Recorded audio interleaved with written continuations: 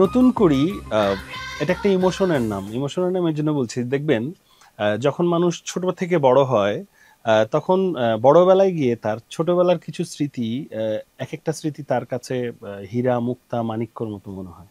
নতুন করে ছিল একটা বিশেষ অনুষ্ঠানের নাম, যে অনুষ্ঠানটাকে ঘিরে সারা বাংলাদেশে সেই সময় একটা উৎসব রব উঠতো এবং এক একটা প্রতিযোগী এক একটা জেলা থেকে আসতো, তারা সেই জেলাকে রিপ্রেজেন্ট করতো, কারণ তখন বলা হতো যে সাব্বির ও তার দল এসেছে চট্টগ্রাম থেকে।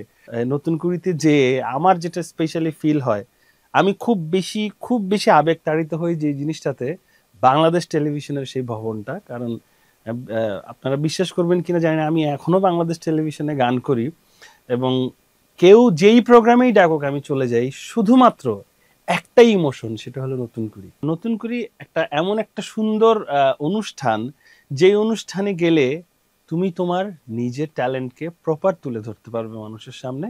এবং আমার বিশ্বাস এই পর্যন্ত বাংলাদেশ অনেক অনেক জ্ঞানী গুণী মানুষ পেয়েছে নতুন কুড়ির থেকে। আশা করছি তোমাদের মধ্যে লুকিয়ে আছে সেরকমই কেউ একজন।